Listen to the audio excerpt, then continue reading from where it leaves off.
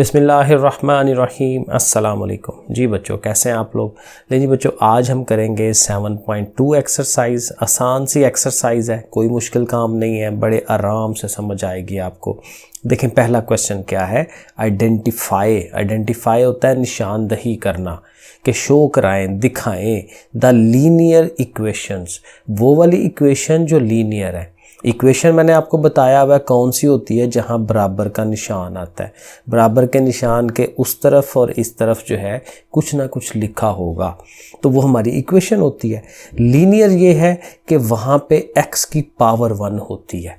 जहाँ पे ये जो x y z है या ABC है, जो भी आ जाए उसकी पावर जो है वो 1 होनी चाहिए। पावर असल में होती है इसके ऊपर जो लिखा जाता है।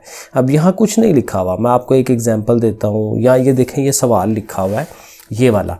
यहाँ देखें x के ऊपर करके ये 2 लिखा हुआ है, तो यहाँ पे इसकी पावर 2 है। पावर कह लें, एक्सपोनेंट कह लें, इसके 2-3 नाम हैं, ठीक है। इसको एक्सपोनेंट भी कहते हैं, पावर भी कहते हैं, एक और नाम है डिग्री भी कहते हैं। ये साथ साथ आपको जो है वो समझ आती जाएगी कि इसके 3-4 डिफरेंट नाम हैं, ठीक है जी। तो लीनियर वही होती है जिसकी पावर 1 हो। अब ये पावर या एक्सपोनेंट जो है 1 कब होती है, जब लिखी नहीं होती। किसी की भी पावर यहाँ पे देखें, इसकी नहीं लिखी हुई, इसकी नहीं लिखी हुई, तो यहाँ पे 1 मौजूद है पावर, तो यहाँ पे 1 पावर मौजूद है, ठीक है ना। ऐसे ध्यान रखना है, जिस पे नहीं लिखी होती 1 होती है। अब ये देखें, इसमें x की पावर 1 है, तो इसको हम कहेंगे कि ये लीनियर इक्वेशन है। तो इसको हमें यहाँ पे लिख देना है लीनियर इक्वेशन, मेंशन कर दें, ठीक है जी, ऐसे करके। अब ये वाली देखें, यहाँ पे तो है 1 पावर, लेकिन ये सारी एक ही चीज़ है ना। तो जब आप इधर से होते हुए यहाँ आएंगे तो यहाँ देखें x बटे में चला गया, ओवर में चला गया। अब ओवर में प्रॉब्लम ये होती है ना, देखें यहाँ पे तो है इसकी 1 पावर, नहीं लिखी हुई तो 1 है, लेकिन जब इसको ऊपर लेके जाते हैं ना, तो रूल ये होता है कि जब ऊपर जाता है तो x की पावर फिर ये अपनी अलामत चेंज कर लेती है, अपना सिंबल चेंज कर लेती है। यहाँ ये 1 प्लस का है, ऊपर जाएगा माइनस का हो जाता है, तो इसलिए फिर ये तो -1 चली गई ना, 1 तो ना हुई, ठीक है ना। जो मैं 1 कह रहा हूँ वो प्लस वाला 1 है, ठीक है। ये वाला जो है ये तो ऊपर जाकर माइनस हो जाता है। तो चूंकि इसमें ये -1 वाली चीज़ आ रही है, तो इसलिए ये क्या होगी, ये लीनियर नहीं होगी। तो यहाँ हम लिखेंगे नॉट अ लीनियर इक्वेशन, ठीक है। ऐसे उसके पूरे स्पेलिंग लिख दें, तो ऐसे आपने इसको लिख देना है। इसी तरह आगे चले तो यहाँ आपको नज़र आ रहा है सिर्फ x यहाँ है, बाकी और कोई x नहीं है, तो फिर इस x की पावर 1 यहाँ पे मौजूद है, तो इसको हम कहेंगे कि ये लीनियर है। खाली लीनियर ही लिख दें, ठीक है, ऐसे भी ठीक है, लीनियर इक्वेशन है। यहाँ पे भी x जो है ऊपर है, बटे में नहीं है, बटे में तो 2 है, तो 2 को जाने दें, कोई मसला नहीं है, हमें तो x को देखना है। तो x की यहाँ पे भी 1 ही पावर है, तो ये भी लीनियर होगी, ठीक हो गया। आगे चलें तो ये मैंने पहले ही आपको बता दिया, ये तो 2 पावर्स हैं, 2 एक्सपोनेंट है इसका, तो फिर ये क्या होगी, नॉट लीनियर, ठीक है। ये आपने लिख देना है कि नॉट लीनियर है, पूरे लीनियर के पूरे स्पेलिंग लिख दें। यहाँ पे भी x की एक ही पावर है, बाकी ABC जो है ये कांस्टेंट है। असल में होता पता है क्या है कि हमारा जो मैथ है ना, इसमें जो बड़ी क्लासों में जाए ना, तो ये जो ABC है ये वेरिएबल नहीं होते, ये x होते हैं वेरिएबल, x y और z। तो अक्सर जो है हमने x y z को देखना होता है, तो x की पावर यहाँ 1 है, तो फिर ज़ाहिर है ये फिर लीनियर ही हुई, तो इसको आपने क्या कह देना है कि ये भी लीनियर है। अब ये वाला देखें, यहाँ पे x के ऊपर 1 हो सकती थी, लेकिन ये शक्ल बनी हुई है, ये क्या होती है पता नहीं, आप लोगों ने पहले पढ़ी है कि नहीं। इसको हम, बड़ी स्पेशल चीज़ है, ये बड़ी क्लासों में बार बार आ रहा है, 7 में 8 में। तो इसको हम कहते हैं, उर्दू में जज़र कहते हैं और इंग्लिश में कहते हैं स्क्वायर रूट। अब स्क्वायर रूट जो है ना, ये बड़ी क्लास को मैं पढ़ाता हूँ तो बताता हूँ कि ये वैल्यू जो है ये असल में 1/2 होती है। अब ये जो है, अगर ये ना बनी हो तो हम लिखेंगे x की पावर 1/2, 1/2 लिख लें या खाली ये लगा लें, वो एक ही बात है। तो फिर ये तो 1/2 पावर हुई, 1 तो ना हुई, तो ये भी क्या होगी, नॉट लीनियर। एक और रह गया, इसमें देखेंगे तो x हमारा बटे में चला गया। तो इस तरह का सवाल हमने पीछे देखा है कि x ओवर में जाए होती तो 1 पावर है, लेकिन जब सीधी करते हैं, ऊपर लेके जाते हैं, तो वो -1 हो जाती है। तो ये भी नॉट लीनियर इसको हम कहेंगे, ठीक है। लीनियर आप ऐसे करके स्पेलिंग लिख दें। तो ये हमारा सवाल नंबर 1 हो गया। देखें कितना आसान था, हमने सिर्फ क्या देखना था कि x की पावर 1 है कि नहीं। ठीक है, अगर +1 है पावर तो फिर वो लीनियर है, नहीं है तो फिर नॉट लीनियर। क्वेश्चन नंबर 2 देखें, कंस्ट्रक्ट होता है बनाएं इसको, क्या बनाएं, लीनियर इक्वेशन। अब इक्वेशन ये जो जैसे ये बनी हुई थी उस तरह की बनानी है हमने, और बड़ा इजी है, कोई मसला नहीं है। हमने सिर्फ हमें इंग्लिश की उर्दू करनी आनी चाहिए। अब ये देखें जो पहला सवाल लिखा हुआ है, व्हेन, जब अ नंबर, एक नंबर है, कौन सा नंबर है, n। अब ये हमें पता चल गया ना, n नंबर क्या किसको कहते हैं, गिनती को, 1 2 3, तो ये n नंबर है हमारा। अब n क्यों कहते हैं नंबर को, इसलिए कि हमें ये वो चीज़ है जिसका हमें पता ही नहीं है, ठीक है ना, इसलिए इसको फिर वेरिएबल कहा जाता है कि जिसका पता नहीं होता उसको ABCD में से कुछ कह देते हैं। तो ये n है, ठीक है, एक नंबर है n। अच्छा, क्या करना है उसको, इज़ इंक्रीज्ड, इंक्रीज होता है बढ़ाना, कोई चीज़ ज़्यादा कर देना, तो ज़्यादा का मतलब होता है जमा करवा लेना। अब देखें ना, 5 में आपने 6 जमा कराते हैं तो 11 हो जाता है, यानी कि वो बढ़ जाता है, ज़्यादा हो जाता है, तो हम इंग्लिश में कहते हैं इंक्रीज़ हुआ है। तो इंक्रीज़ का मतलब ज़्यादा होना, यानी कि जमा करवाना। तो जब ये लफ्ज़ आया करेगा तो हमने क्या लगाना है, प्लस लगाना है। अब कितना, बाय 8, यानी कि उसमें 8 का इजाफा करें तो +8 हो गया। द रिज़ल्ट, अब ये जो रिज़ल्ट होता है ना वो होता है बराबर का निशान, कि ये चीज़ ये बन जाएगी मतलब कि बराबर का निशान। ठीक है, तो रिज़ल्ट को याद रख लें, कहीं उसमें ना इज़ आएगा, तो इज़ कह लें या रिज़ल्ट कह लें, उसका मतलब यही होता है कि बराबर का निशान है। इक्वेशन बनेगी और किसके बराबर है, 18 के बराबर है।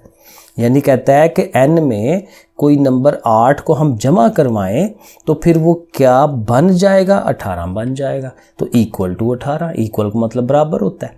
तो ये हमारा आंसर देखें। अब ये इक्वेशन बनी है, ये हमारी लीनियर इक्वेशन बनी है। सेकंड पार्ट देखें, व्हेन अ नंबर y, अब क्या हो गया, नंबर y हो गया, x की जगह पे y हो गया, तो हम लिख लेते हैं y। अब क्या करना है, इज डिक्रीज्ड। अब इंक्रीज का उल्ट होता है डिक्रीज होता है कमी लाना, कम करना। तो किसी चीज़ में कमी कैसे होती है, माइनस करने से। 10 में से अगर 2 की कमी करनी है तो फिर वो 8 हो जाती है, यानी माइनस करेंगे 2।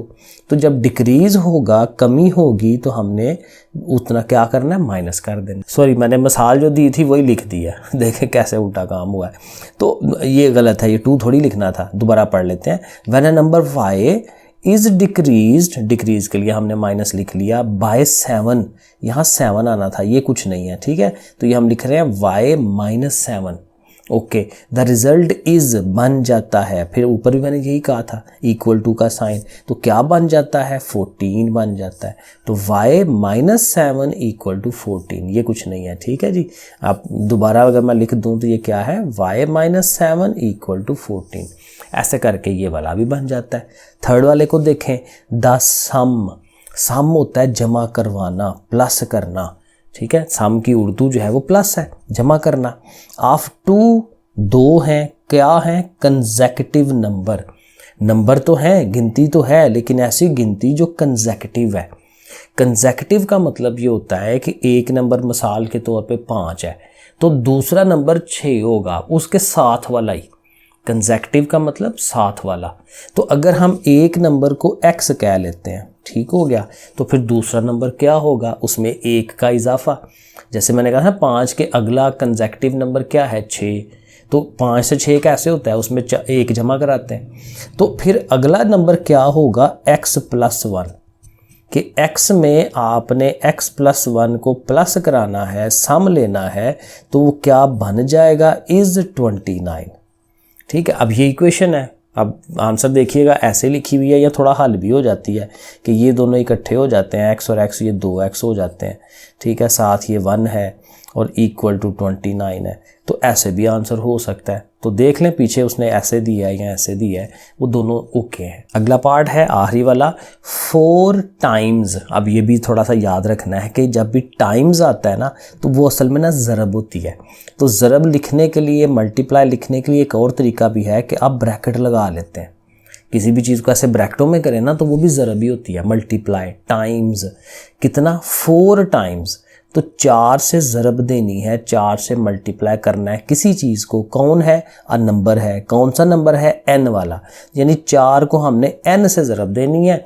अब इज़ आ गया ना, तो इसका मतलब कि वो बराबर का निशान। अब देखेंगे समझने वाला है, ये थोड़ा सा ना उसने मुश्किल डाल दिया है। अब दोबारा पढ़ें। 4 टाइम्स अ नंबर n, एक नंबर n का हमने 4 टाइम्स ले लिया। ओके, इज़ 23 मोर, कहता है ये 23 ज़्यादा है, ये 23 ज़्यादा है। किस से ज़्यादा है?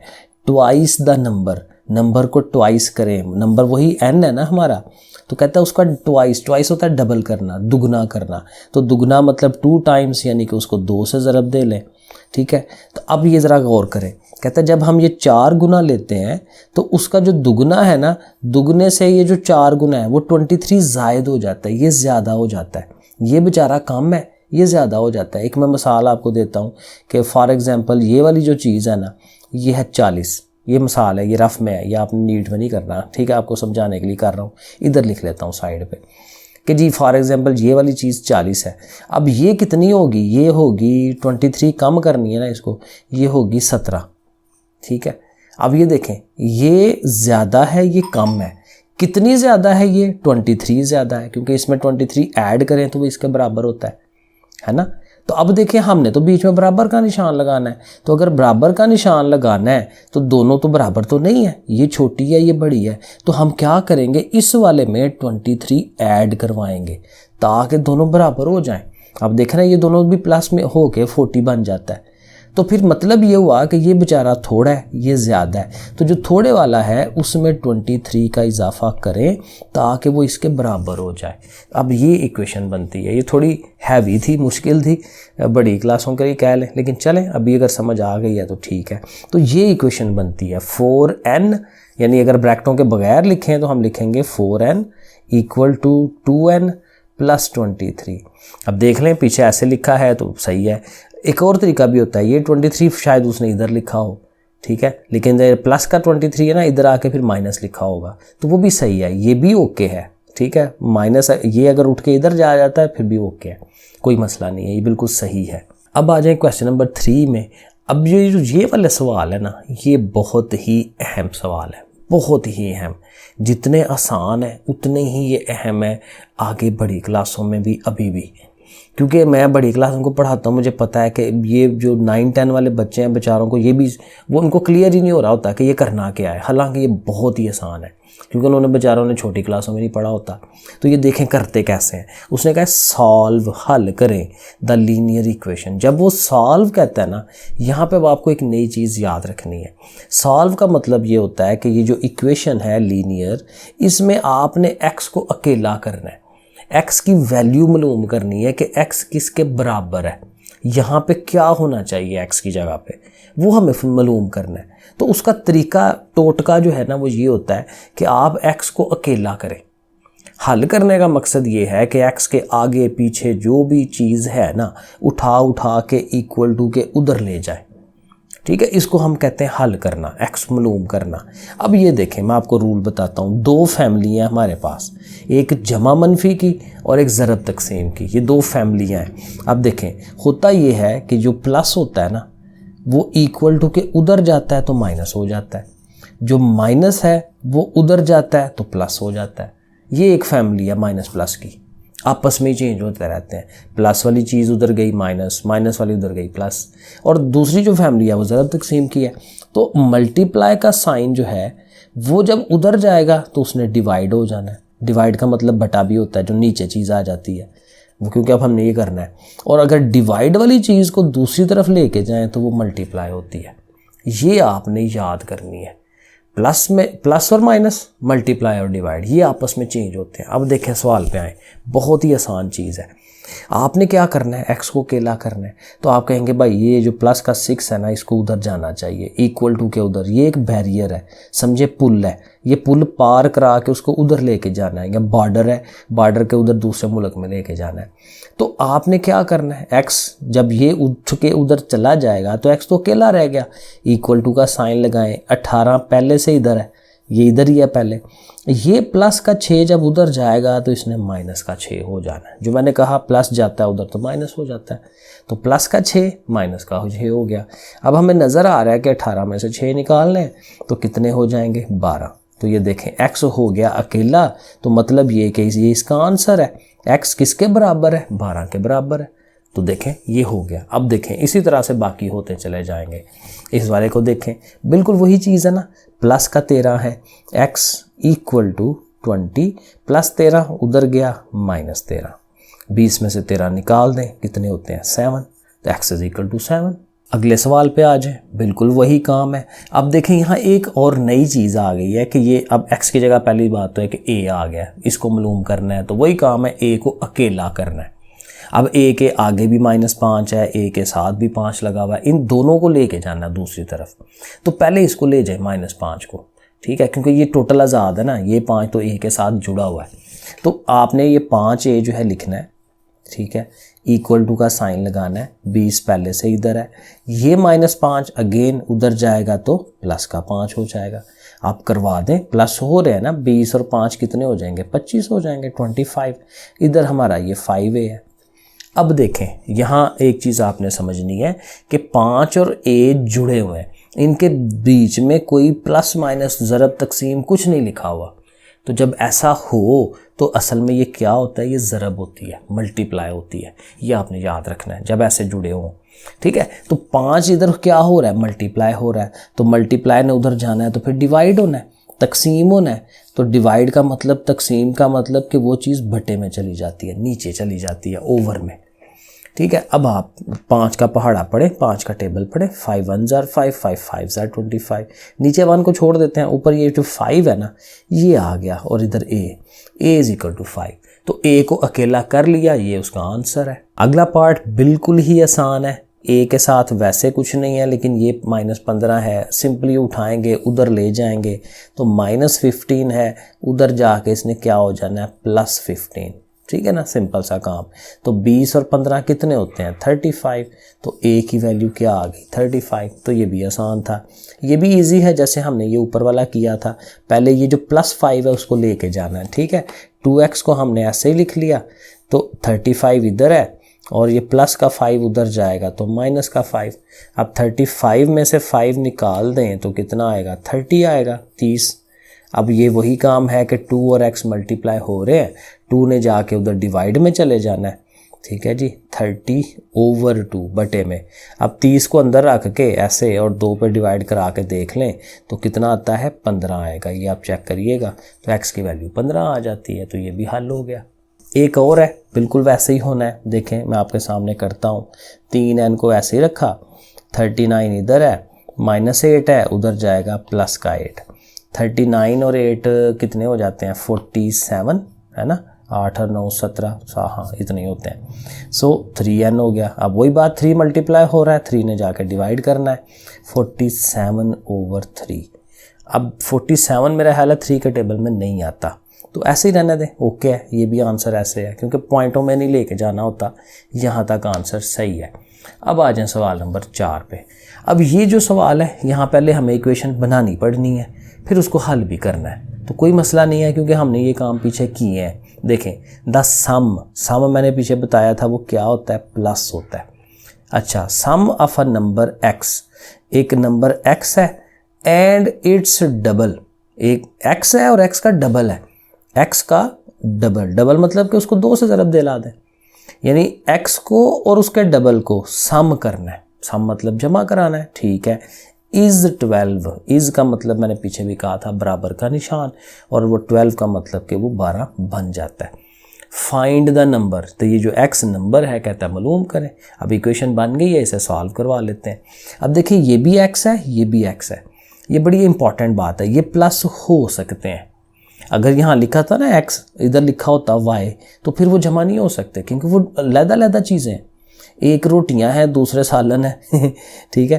अब ये एक रोटी है, ये 2 सालन की कटोरियाँ हैं, तो दोनों को जमा कराएंगे तो क्या कहेंगे कि कितने सालन है कितनी रोटी है, वो जमा नहीं हो सकती। लेकिन अगर ऐसे हो कि भाई एक रोटी ये पड़ी हुई है, 2 रोटियां ये पड़ी हुई हैं, तो कितनी हो जाएंगी 2 और 1 मिलकर 3 रोटियां, तो 7x लिखेंगे यानी कि रोटी, तो एक जैसी चीज़ ही ऐड होती है, x ने x में ऐड होना है, y में ऐड होना है। तो एक x ये है जिसके साथ कुछ नहीं लिखा होता, पीछे एक होता है। तो एक x ये है, 2 ये है, 2 और 1 मिलके ये 3 हो जाएंगे। 3x भी साथ बताना है ना, जैसे मैं कहता हूँ 1 रोटी जमा 2 रोटी, तो 1 और 2 मिलके 3, लेकिन साथ बताना है कि रोटी x साथ बताना है, इक्वल टू आगे वही 12 है। अब देखें नज़र आ रहा है कि 3 और x मल्टीप्लाई हो रहे हैं, 3 जाकर डिवाइड करेगा, तकसीम में जाएगा, ये मैंने पहले भी आपको बताया। तो 3 का टेबल पढ़े, 3 4s are 12। तो हमारा वो जो नंबर है वो कौन सा था, 4 है, क्योंकि 4 को उसके डबल, 4 का डबल क्या होता है 8, 4 को 8 में जमा कराएं तो देखें 12 ही बनता है, बिल्कुल सही हुआ है। क्वेश्चन नंबर 5 बिल्कुल 4 की तरह है। द सम का मतलब plus of a number x, लो जी x लिख लो, एंड इट्स डबल, जाहिर है वही बात, डबल 2x है, इज़ 15, तो वो कितना हो जाता है, 15 हो जाता है। अब वही बात, 2x और 1x मिलके 3x, 3x is equal to 15, 3 ने जाके फिर डिवाइड होना है, बिल्कुल उसी सवाल की तरह ही है। 15/3, तो जब आप काटेंगे तो 3 5s are 15, तो आप लिख देंगे x किसके बराबर है, 5 के बराबर है। तो देखें वैसा ही सवाल था। क्वेश्चन नंबर 6 देखते हैं। 5 टाइम्स मैंने पीछे भी कहा था कि मल्टीप्लाई होता है, ब्रैकेट लगा लें या ऐसे ही लिख लें। 5 टाइम्स किसका, ऑफ अ नंबर x, यानी 5 से हमने x को ज़रब देनी है। इज़ का मतलब फिर वही बराबर का निशान, देखो ना, जब भी इज़ आ रहा है मैं बराबर कर रहा हूँ। इज़ 100, तो वो 100 हो जाता है। फाइंड द नंबर, यानी x मालूम करें, तो वही बात, 5 इससे मल्टीप्लाई हो रहा है, 5 को उधर लेके जाएंगे डिवाइड। अब देखें ना, ये वो स्टेप्स हैं जो बार बार हो रिपीट होते हैं, तो इनको ज़हन में बिठाएंगे ना, हो जाएगा इंशाल्लाह। तो अब 5 पर डिवाइड कर लें, 5 1s are 5, 5 2s are 10, और ये वाला 0 भी साथ लगा लें तो कितना हो गया 20। तो x की वैल्यू 20 है। 20 का इधर 20 हो तो 20 का 5 टाइम्स 25s are 100 ही होता है, तो बिल्कुल सही आंसर हमने मालूम कर लिया है। क्वेश्चन नंबर 7 पे आ जाते हैं। फाइंड द लेंथ मालूम करनी है। लेंथ किसे कहते हैं, लंबाई को। ऑफ ईच साइड, उसकी सारी जो साइडें हैं। ऑफ स्केयर है हमारे पास। स्केयर आपको याद होगा, स्केयर वो शक्ल होती है जिसकी चारों साइडें जो हैं वो आपस में बराबर होती हैं। मैं कोशिश कर रहा हूँ कि चारों साइडें बराबर हों, आपको लग रहा है कि ये बराबर हैं। तो अगर मैं इस साइड को x कह दूं तो फिर ये भी तो x होगी, ये भी x होगी, ये भी x होगी, ऐसे ही है ना, क्योंकि चारों साइडें बराबर हों तो तभी हम उसको क्या कहते हैं, स्केयर कहते हैं। अब कहते हैं ये जो x है ना, एक लंबाई उसकी, ये मालूम करेंगे इसी तरह, और साथ उसने मालूमात हमें दी हुई हैं। Whose perimeter is 36। अब पेरीमीटर क्या होता है, पेरीमीटर को उर्दू में कहते हैं अहाता। पेरीमीटर ये होता है कि आपने कोई भी शक्ल है ना, तो वो शक्ल के एक जगह से आप चलें और घूम के चलते चलते उसकी बाउंड्री के ऊपर चलते चलते फिर वापस वहीं पे आ जाएं, तो आपने कितना फासला तय किया है, कितनी लंबाई है टोटल, वो हमारे क्या होती है, पेरीमीटर। तो पेरीमीटर का मतलब ये है कि इन चारों लंबाइयों को जमा करवा लें, ठीक है। तो फिर क्या हो जाएगा, हम लिखेंगे x plus x plus x plus x, चारों x जमा करवा लिए, चारों लंबाई, और वो किसके बराबर है, वो उसने बताया हुआ है 36 के बराबर है। अब इसे हल कर लेंगे। अब ये नज़र आ रहा है ना 4x हैं, तो जमा होके 4 हो जाएंगे, 1 1 1 4 हो गए, ठीक है। तो 36। अब वही बात, 4 और x क्या हो रहे हैं, मल्टीप्लाई हो रहे हैं, तो 4 ने जाके उधर डिवाइड करना है, तो 36/4, और 4 का टेबल पढ़ लें, 4 9s are 36। तो ये हमारा आंसर आ जाएगा कि क्या उसकी जो चारों साइडों की लंबाई है वो कितनी है, 9। और अगर यहाँ सेंटीमीटर लिखा है तो आप भी लिख दें कि वो क्या है, सेंटीमीटर्स में है। क्वेश्चन नंबर 8 देखें। व्हेन एनोराल पता नहीं किसका नाम है, ओके, अजीब सा नाम आ गया। व्हेन एनोराल ओपनड अ बुक, उसने किताब खोली है, there are 2 pages in front of her, उसके सामने 2 सफ़े आ गए हैं। अच्छा, ये बड़ी मज़े की ना, हम खुद भी ये खेलते होते थे ये जब हम क्लास में फ़ारग होते थे ना, तो हम एक किताब ले लेते थे और उसको ना ऐसे पकड़ के ना ऐसे खोलते थे बार बार, और जब खोलते थे ना तो वो मुख्तलिफ उसके ऊपर पेज नंबर आते थे कि भाई ये वाला, इधर वाला पेज नंबर ये है, इधर वाला पेज नंबर ये है, तो हम उससे क्रिकेट खेलने की, लो जी मैंने छक्का मार दिया, मैंने 4 मार दिया, लो जी 0 आ जाए तो आउट हो जाते थे।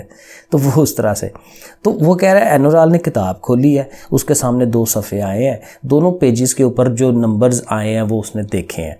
अच्छा, अब वो कह रहा है the sum of the page numbers is 161। उन दोनों को जब जमा करवाते हैं तो कितना हो जाता है, 161 हो जाता है। अब वो दोनों पेजेस का अभी हमें नहीं पता। If one page number is 81, उनमें से एक पेज नंबर 81 है, what is the other page number. अब दूसरे का नहीं ना पता, तो जो दूसरे का नहीं पता उसको हम x कह लेते हैं। अब इन दोनों को प्लस करके आया है ना 161, तो ये देखें इक्वेशन बन गई है। अब यहाँ से सिंपल करना है, प्लस 81 उधर ले जाना है, तो जाहिर है जो मैंने शुरू में बताया प्लस वाली चीज़ जब जाती है तो वो माइनस हो जाती है। तो 161 में से आप रफ अमल में ऐसे लिख के तो आप माइनस करा के देखें तो कितना आएगा, 1 में से 1 0, 16 में से 8 8, तो 80 आ जाएगा। यानी अगर एक सफ़ा नंबर 81 है तो दूसरा पेज नंबर कितना है, 80 है। तो हमने दूसरे का आंसर निकाल दिया 80, ये हो गया। क्वेश्चन नंबर 9, यहाँ पे क्या है, इन अ क्रिकेट मैच, एक क्रिकेट का मैच हुआ है, अहमद शहजाद एंड शाहिद अफरीदी, ये पुराने क्रिकेटर थे, अभी आप लोग छोटे हैं ना, तो आपके अभी फ़हर है, ये बाबर आजम है, बाकी लोग हैं, ये थोड़े पुराने हैं, ठीक है, अब ये नहीं है आ रहे, तो लेकिन बहरहाल ये भी थे। शाहिद अफरीदी का तो आपने नाम सुना होगा, जो छक्के मारता है।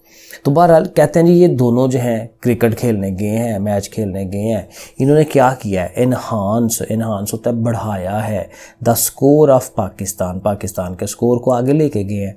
अच्छा, बाय 96 रन, दोनों ने कितना इजाफा किया स्कोर में, 96 स्कोर का इजाफा किया है।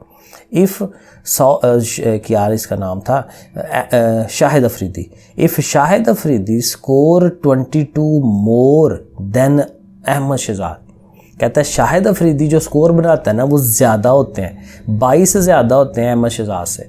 तो हम क्या करेंगे कि ये जो हमारा अहमद शहजाद है ना, इसका जो स्कोर है, इसने जो स्कोर किया है उसको हम एक्स फ़र्ज़ कर लेते हैं, ठीक है। अब इसके साथ लिखेंगे ये जो हमारा शाहिद अफरीदी है, ठीक है, उसका जो स्कोर है SCOR, अब वो इससे 22 से ज़्यादा है, तो ये जो x है उसमें हम 22 का इजाफा कर देंगे। मिसाल के तौर पे अगर ये 30 है, अहमद शहजाद ने 30 किया है, तो इसने 30 जमा 22 करेगा ना, वो 52 हो जाएगा कि 22 उसने ज़्यादा किए हैं, तो हम ऐसे लिख सकते हैं, ठीक है। फाइंड, अब क्या करना है, अब देखें दोनों का टोटल का हमें पता है, दोनों के मिला के 96 बनते हैं। तो अब हम क्या लिखेंगे कि भाई इसको और इसको जमा करवा लें, एक पहले ये वाला ऊपर वाला x लिख लें, फिर उसके साथ ही इन दोनों को लिख लें, ठीक है। तो ये दोनों मिल के कितने बने हैं, 96 बने। अब ये देखें इक्वेशन बन गई है, इसे हल कर लेते हैं, x और ये x मिल के 2x हो जाएंगे, ठीक है। और चले मैं एक अगले स्टेप में कर लेते हैं, +22 = 96। अब हमने क्या करना है, इसे हल करना है ना, पहले इसे ले जाएंगे, +22 उधर जाएगा, माइनस हो जाएगा, माइनस करा के फिर ये जो 2 को लेके जाएंगे, तो अगले पेज पे करते हैं। तो ये देखिए मैंने लिख लिया है, 96 में से 22 निकालें, 6 में से 2 निकालें 4, 9 में से 2 निकालें तो 7, 74 बनता है। इधर ये 2x है, तो 2x से मल्टीप्लाई हो रहा है, 2 उधर जाके डिवाइड करेगा, 74/2 कर लें तो ये कितना बनता है, 37। 74 को अंदर आके 2 पे डिवाइड करें। अब x बराबर 37 है, तो मतलब क्या हुआ कि हमारा जो अहमद शहजाद था उसने 37 स्कोर किया है, तो हमारा जो शाहिद अफरीदी है उसने इसमें 22 का इजाफा किया है, 22 उससे ज़्यादा किए हैं, तो 37 + 22 कितना हो जाता है, 2 और 7 9, 5 और 2 59। तो शाहिद अफरीदी ने 59 किया था, उसने 37 किया था, इन दोनों को अगर आप प्लस करते हैं तो 96 ही बनता है। क्वेश्चन नंबर 10 में आते हैं, यहाँ पे क्या है जी, नमरा है, is senior to Shumaila by 18 years. ये जो निमरा है, ये नमरा जो भी नाम है इसका, तो नमरा जो है सीनियर है, सीनियर मतलब ज़्यादा है, उसकी उम्र बड़ी है उससे, किससे, शुमाइला से। तो शुमाइला छोटी है ना, तो हम क्या करते हैं कि जो छोटा बंदा है ना जिससे हम कंपेयर करा रहे होते हैं उसको x कहते हैं। तो जो शुमाइला की उम्र है ना, हम लिख लेते हैं यहाँ पे शुमाइलाज एज = x, ठीक है। अब शुमाइला की उम्र अगर x है ना, तो ये जो हमारी नमरा है, नमरा एज, वो क्या होगी, इस x में 18 का इजाफा कर लेते हैं क्योंकि वो उससे बड़ी है। अगर ये फॉर एग्जांपल 20 साल की है शुमाइला, तो इसने 38 का होना है क्योंकि 20 में 18 जमा कराते हैं। ठीक है ना, ये हो गया। अब आगे चलते हैं। आफ्टर 6 years, 6 साल के बाद। अब ये फिर वही सवाल है जो थोड़ा सा कह लें कि 7वीं 8वीं लेवल का है, लेकिन चलें करना है तो कोई मसला नहीं है। अब देखें ज़रा, सोचें। आफ्टर 6 years, 6 साल के बाद, अगर 6 साल गुजरेंगे तो शुमाइला भी 6 साल ज़्यादा बड़ी हो जाएगी, निमरा भी 6 साल ज़्यादा बड़ी हो जाएगी, क्योंकि टाइम तो दोनों का गुजरना है। तो इसमें भी 6 का इजाफा, इसमें भी 6 का इजाफा, ये हम लिख लेते हैं। मसलन ये शुमाइला की एज है ना x, उसमें भी 6 का इंक्रीज़ कर दें, और ये वाली जो एज है नमरा की, उसको आगे लिख लें और उसमें भी 6 का इजाफा कर दें। ठीक हो गया ना। आगे ज़रा सवाल पढ़ लें। क्या है, नमरा विल बी, नमरा क्या होगी, twice as old as Shumaila. अब देखें होगा ये कि ये जो निमरा की उम्र हमने बनाई है 6 साल के बाद वाली, ये डबल हो जानी है शुमाइला की उम्र से। अब ये जो, यूँ कि इसने डबल होना है, लेकिन हमने तो बराबर का निशान बीच में लाना है। ठीक है ना, उसने कहा है Nimra will be twice, Nimra जो है वो डबल हो जाएगी। अब ये तो डबल होने से ये दुगना ज़्यादा हो जाएगी, तो काम वहीं आ गया कि ये ज़्यादा हो जाना है, ये कम हो जाना है। ये कम उम्र है, ये ज़्यादा उम्र है, तो फिर वो जो कम वाला है ना, उसको फिर हमें डबल करना चाहिए। इसकी मिसाल फिर वही ले लें कि अगर ये 40 है, ये वाली चीज़ अगर 40 है, तो ये बेचारी 20 होगी। तो दोनों को अगर हमने बराबर करना है तो 20 को आपने डबल करना है, 2 से ज़रब देनी है ताकि इधर भी 40 हो जाए, छोटी वाली की तरफ। तो चूँकि ये उम्र छोटी थी, शुमाइला छोटी उम्र की है, और ये जो निमरा है वो डबल हो जाती है उसकी उम्र, तो फिर ये जो शुमाइला है उसको 2 से ज़रब दें। अब ये इक्वेशन बन गई है, इसको हमने हल कर लेना, इजी काम है। ये ब्रैकेट लगी हुई है ना, तो 2 से मल्टीप्लाई करें, 2x, ठीक है, और 2 ने जब 6 के पास जाना है तो 2 6 12। ठीक है, यहाँ x है, 18 और 6 जमा हो रहे हैं, इधर हम ऐसे लगा लेते हैं, 18 और 6 जमा हो रहे हैं तो 24 हो जाएंगे। अब मैंने बताया था आपको कि x जो है वो एक तरफ होते हैं, x के बगैर वाले एक तरफ होते हैं। तो ये बड़ा है ना x, 2x है, तो छोटे को उठा के उसके पास लाते हैं, इधर प्लस का साइन होता है, इधर आएगा तो ये माइनस हो जाना है। फिर ये 24 इधर ही है, इसी तरफ है, ये प्लस 12 ने इसके पास आ जाना है, तो प्लस का है तो ये माइनस का हो जाएगा। आप 24 में से 12 माइनस करेंगे तो 12 आएगा, और 2x में से 1x निकाल दें तो 1 ही x बचता है। तो देखें x की वैल्यू 12 आ गई। अब x कौन था, x था शुमाइला की उम्र। तो हम कह सकते हैं, यहाँ दोबारा हम लिखेंगे कि शुमाइलाज एज कितनी हो जाएगी, 12 years, कि वो 12 साल की है आज की एज में। और इसी तरह से वो जो निमरा है वो 18 उससे ज़्यादा थी, तो हम लिखेंगे कि हमारा जो नमरा है उसकी जो एज है वो इस 12 में 18 और जमा कराएं तो कितनी आ जाएगी, 30 आ जाएगी। तो ऐसे करके ये हमें पता चलेगा। क्वेश्चन नंबर 11 पढ़ते हैं। A number is divided into 2 parts. एक बड़ा नंबर था, फॉर एग्जांपल 40, उसके हमने 2 हिस्से कर दिए हैं। फॉर एग्जांपल एक को हमने 10 कर दिया, एक को 30 कर दिया। तो इस तरह से कोई भी नंबर हो सकता है। तो उसके हमने 2 पार्ट्स बनाए हैं, such that 1 part is 40 more than the other. एक जो पार्ट है वो दूसरे से 40 ज़्यादा है।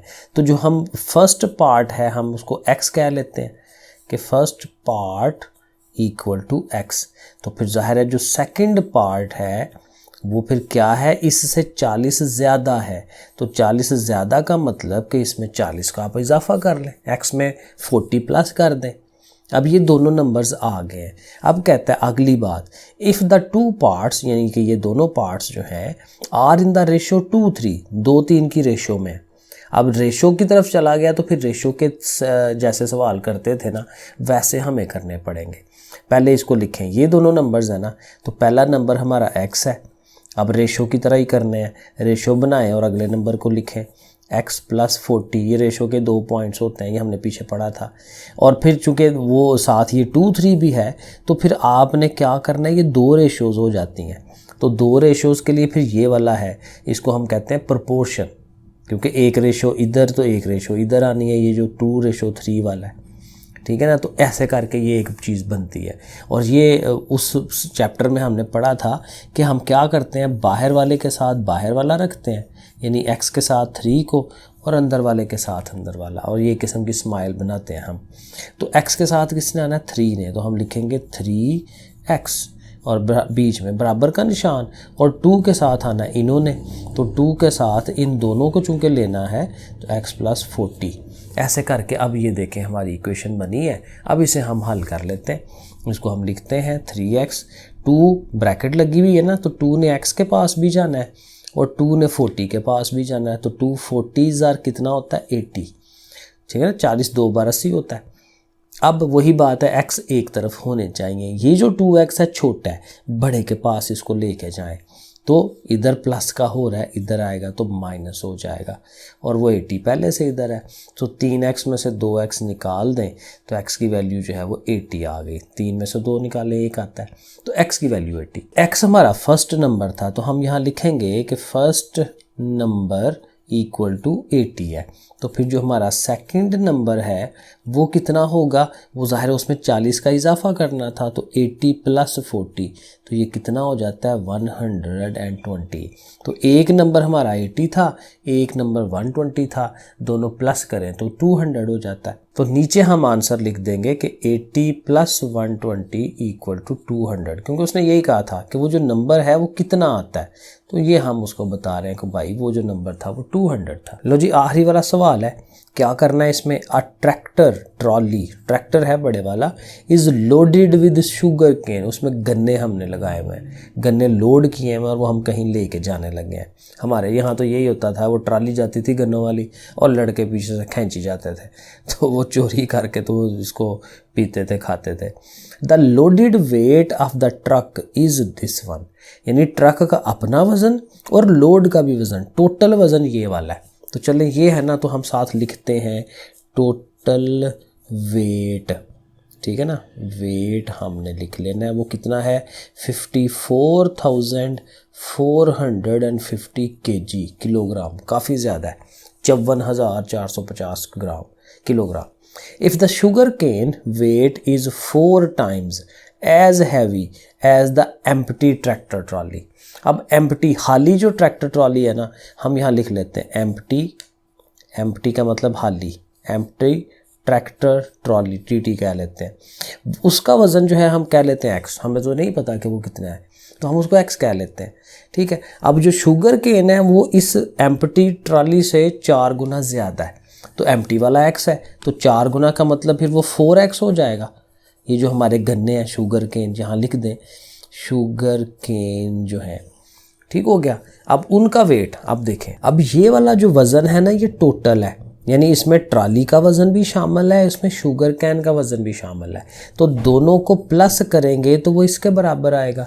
तो हम यहाँ लिखेंगे, ये इक्वेशन बन जाएगी, ये सॉरी ये x है, x प्लस ये x है, साथ ये 4x, दोनों को प्लस करें तो कितना आता है, ये जो लिखा है उसने 54,450। अब ये इक्वेशन है, इसको हम हल करते हैं। 4x ये है, एक ये है, तो 4 और 1 मिलके 5 हो जाते हैं, क्योंकि हमने इनको प्लस करवाना है। आगे ये उसी तरह से 54,450। अब ये हमें पता है ना x को अकेला करना होता है, तो 5 इससे मल्टीप्लाई हो रहा है, 5 ने उधर जाके डिवाइड करना है, बटे में आना है उसके, तो हम ये लिखेंगे 54,450 ओवर में 5। अब 5 के टेबल में इसको डिवाइड करना है। अब ये थोड़ी सी बड़ी रकम है, रफ अमल में लिखें और डिवाइड कर लें, कोई इशू नहीं है, ठीक है। ये यहाँ लिखें 5 1s are 5, जैसे हम करते हैं, तो 5 में से 5 निकालेंगे 0। अब ये 4 नीचे उतारना है, लेकिन ये 4 तो बेचारा छोटा है, एक और 4 नीचे उतारना पड़ेगा, लेकिन जब 2 चीज़ें नीचे उतारते हैं ऊपर 0 लगा देते हैं, तो 5 8s are 40 होता है। आप यहाँ लिखें 44 में से 40 निकालें, 4 आ जाएगा। और ये जो 5 है इसको उतार लें नीचे, तो 5 9s are 45, ठीक है। अब एंड पे ये 0 बच गया बेचारा, रकम कोई नहीं है, तो ये 0 उठा के ऊपर ही लगा लें, तो ये कितना बन जाता है जी 10890, ये बन जाता है 10,890 kg। अब ये x क्या चीज़ थी, x था हमारा एम्प्टी ट्रैक्टर ट्रॉली, तो यहाँ पे हम हमारा जो ट्रैक्टर ट्रॉली है उसका वज़न आ गया 10,890, ठीक है। उसने क्या पूछा था, find the weight of the sugar cane. Sugar cane का देख लेते हैं, एक स्टेप और बना लेते हैं। अब जो शुगर केन का वेट है वो 4x था ना, तो x हमने मालूम कर लिया है, तो 4 के साथ उसको लिख लें, वो था 10890। अब 4 से इसको ज़रब देनी है, तो आप मल्टीप्लाई कर लें, 4 0 0, 4 9 36, 6 लगा 3 कैरी, थोड़ा बड़ा सवाल है। 4 8 32, 32 में 3 डालें तो 35, 3 बाकी रह गया और ये 3 इधर ही आ जाना है, और 4 1 4, तो ये बन जाता है 43,560 kg। ये हमारा आ जाएगा शुगर केन का वज़न। ठीक है जी, ओके, फिर अल्लाह हाफिज़।